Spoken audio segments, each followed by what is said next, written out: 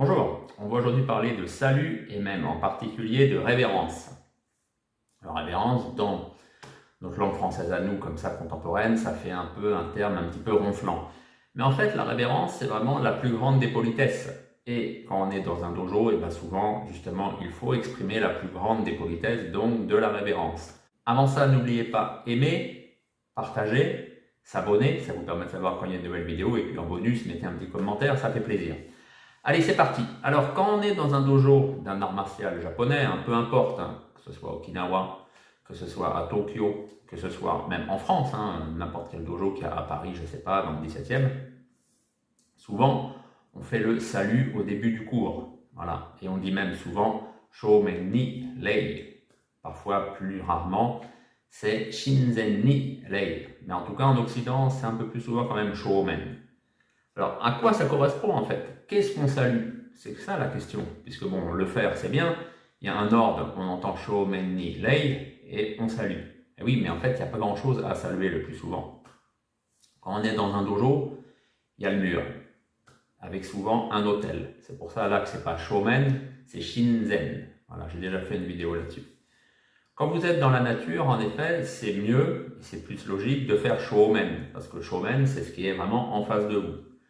Quand vous êtes dans une salle municipale, c'est pareil. Parce que généralement, ce n'est pas votre salle, donc, ce n'est pas votre dojo si vous avez un créneau.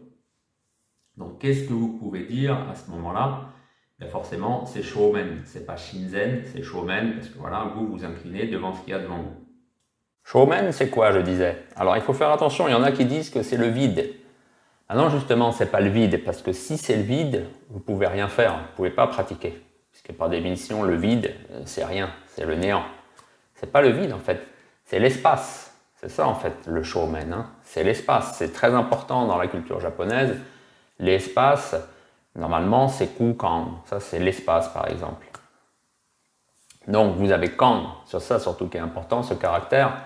Quand il indique un intervalle qui peut être temporel comme spatial. Là ce qui nous intéresse c'est spatial. Mais bien entendu on est aussi dans le temporel, vu que dans la pratique on est souvent relié avec ce qu'il y avait dans le passé, je vous rappelle. Mais restons sur ce qui est spatial.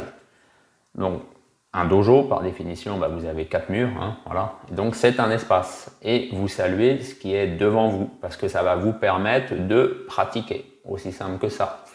Quand vous êtes dans la nature, par exemple, je ne sais pas, vous êtes sur une plage, shoumen, le plus souvent, vous regardez la mer. Shoumen, ça correspond à la mer. Donc, c'est littéralement les esprits, les dieux qu'il y a dans la mer qui vont vous permettre de pratiquer. Il y a un aspect pratiquement religieux. Alors, on ne va peut-être pas aller jusque-là, surtout qu'en France, on a un petit peu de mal avec les distinctions privées, publiques. Ce n'est pas forcément religieux, mais en tout cas, c'est spirituel.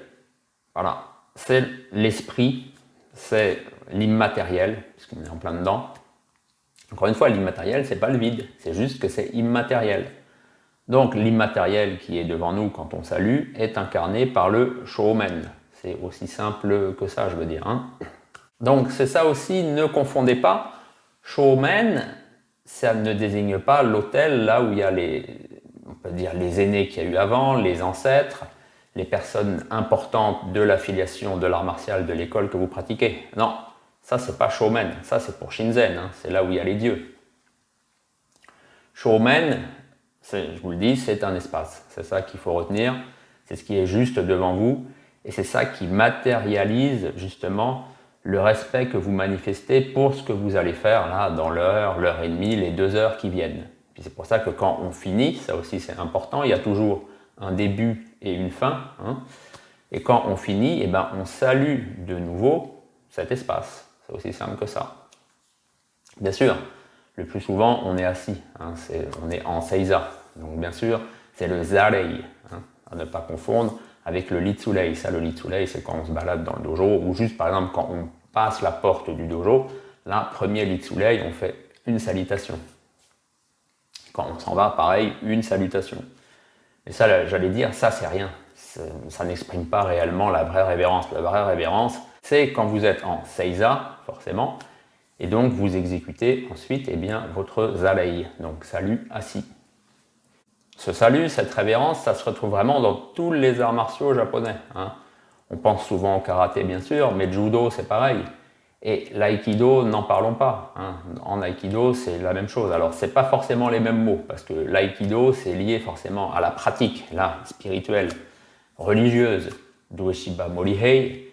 Donc, forcément, il y a des choses plus liées vraiment au Shinto, quoi. Je pense notamment au Lei Sansoku ou au Miiki no Lei. Ce qui est important là-dedans, vous avez reconnu Lei, mais il y a aussi Iki, qui peut être aussi le Soku. C'est la même chose, hein, c'est toujours les mêmes caractères. Là, c'est le souffle, littéralement. Donc, vous voyez, voilà, on est en plein dans le Shinto. Je ne vais pas m'apesantir là-dessus, puisque, bon, l'aïkido, voilà, je ne connais rien là-dessus. C'est pas une pratique qui est très présente à Okinawa en plus. Mais vous voyez, on voit bien l'importance du souffle de Iki dans l'aïkido.